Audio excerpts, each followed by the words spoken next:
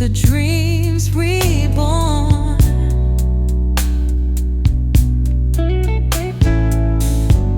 The shadows of the past still chase, but I must move. I must embrace. The truth is in me, it calls my name. Even when the world doubts my aim, to stay true to who I am. This is the path that will save me. I stand. Goodbye. All right, so get this. Today, we're deep diving into a text about infidelity, and you're not going to believe this. It's in Bulgarian. Wow.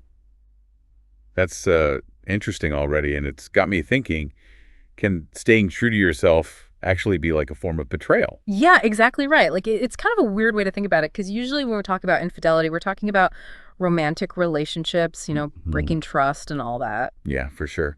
But this text that we're looking at today kind of uses that whole infidelity idea to explore like personal growth and how it affects all our relationships, not just romantic ones. Exactly. When I first saw this source, I was like, okay, infidelity, we all know what that is, right? Physical, emotional, virtual, it's all about broken trust. Yeah, the basics. But then it goes deeper and asks if changing your core beliefs or values can also be a betrayal, which I don't know about you, but that kind of blew my mind. Yeah, it really does challenge the way we normally think about it, doesn't it?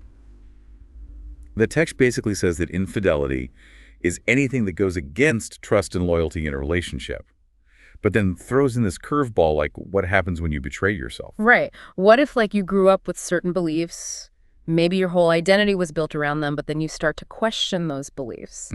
Could that change be seen as a betrayal of your past self, or even the people who believed the same things you did? It's a really interesting question.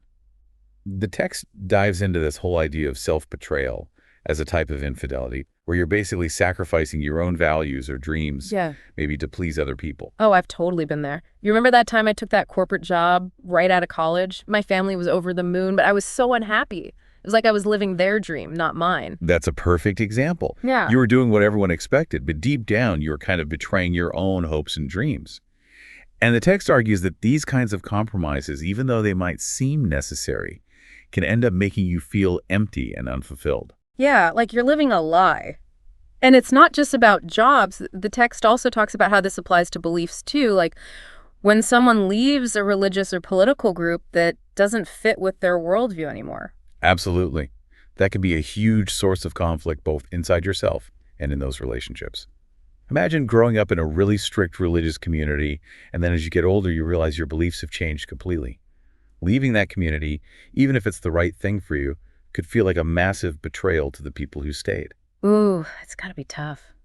It's you're stuck between being true to yourself and maybe hurting the people you care about.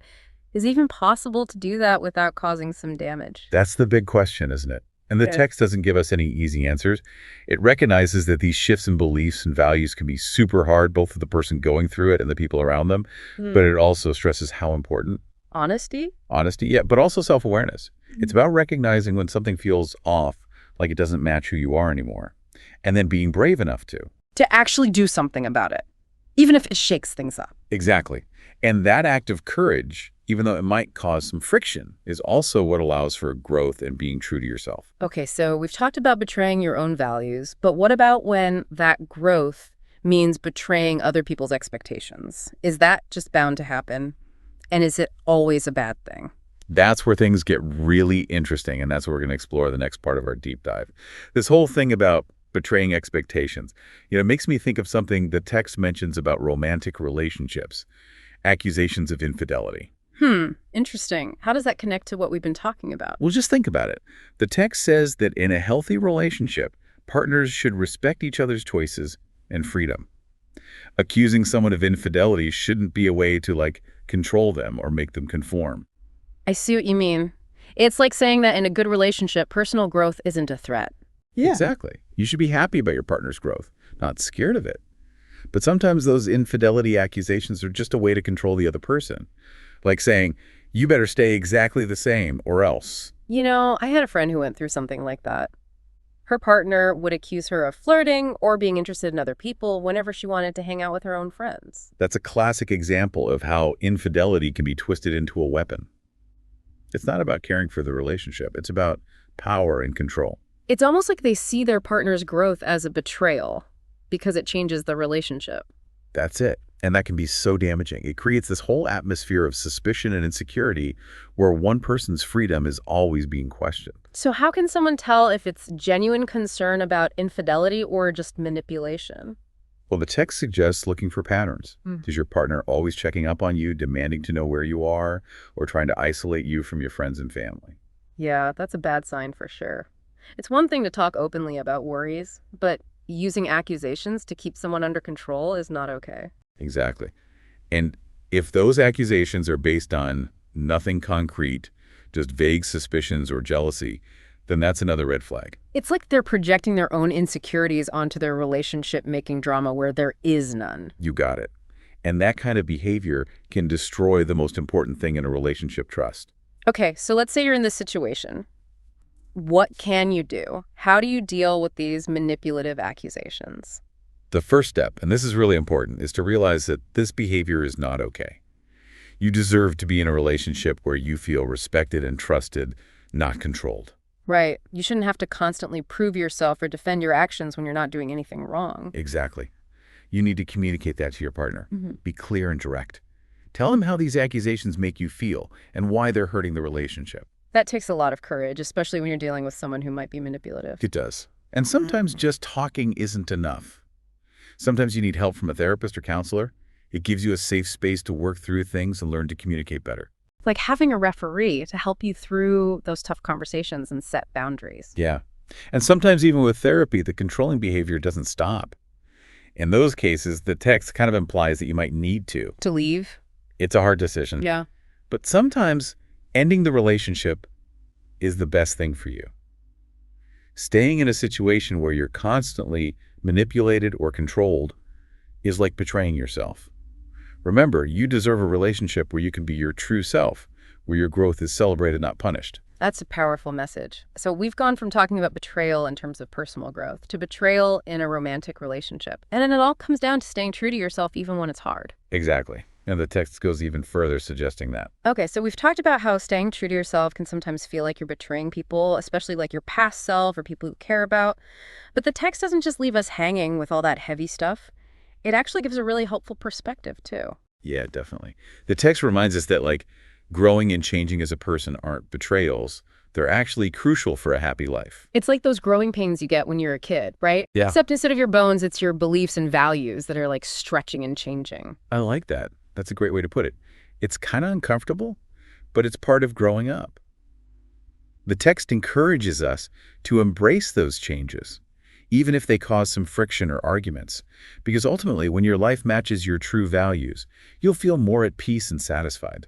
It reminds me of that saying, life begins at the end of your comfort zone. It can be scary to try new things, but that's where the real growth happens. Exactly. And the text acknowledges that it can be hard.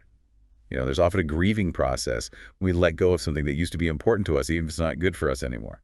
It's like saying goodbye to an old version of yourself. Even if that version wasn't so great, it can still be tough to let go. For sure. And it could be even harder when the people around you don't get it or support you. They might feel like you're leaving them behind or that you've changed too much. So how do you deal with that? How do you stay true to yourself without pushing away the people you care about? The text emphasizes talking to people openly and honestly. It's about explaining your choices to people who might be affected by them, even if you know they might not agree. It's about respecting their point of view while also staying true to yourself. It's like saying, hey, I know this might be difficult for you, but this is where I'm at, and I hope you can respect that. Exactly. It's not about trying to prove that you're right or that they're wrong. It's about being open about your journey and hoping they can understand even if they don't agree. But let's be real, sometimes those conversations don't go well, right? Sometimes relationships just can't handle big changes in values or beliefs. That's true. And it's sad, but it's also something we need to accept. Sometimes honoring your own growth means letting go of relationships that no longer fit who you are. And that brings us back to our original question, right? Can staying true to yourself be a betrayal? I think what we've learned from this deep dive is that it's not a simple yes or no answer. Sometimes staying true to yourself might feel like a betrayal to others, especially if they're holding on to an old version of you. But in the end, it's not about choosing yourself over others. It's about understanding that personal growth is important for both you and your relationships. Absolutely. When we're true to ourselves, we can have more genuine and meaningful relationships with others. We're not hiding anything. We're bringing our whole selves to the table. This deep dive has been quite a journey. We've explored the whole idea of infidelity not just in the traditional way, but also as a metaphor for the challenges and rewards of personal growth. We've seen that staying true to ourselves can sometimes feel like a betrayal, but it's ultimately the path to a more authentic and fulfilling life. And that's it for today's deep dive. Thanks for joining us. We hope this has given you some food for thought about staying true to yourself, even when it's tough. Remember, the journey of self-discovery never really ends, so embrace those changes even when they're hard, and trust that you're becoming the best version of you. Couldn't have said it better myself. To yesterday, to the old me. New dreams are now my destiny. Change is hard, but it's what I need. To find myself in this uncertain sea.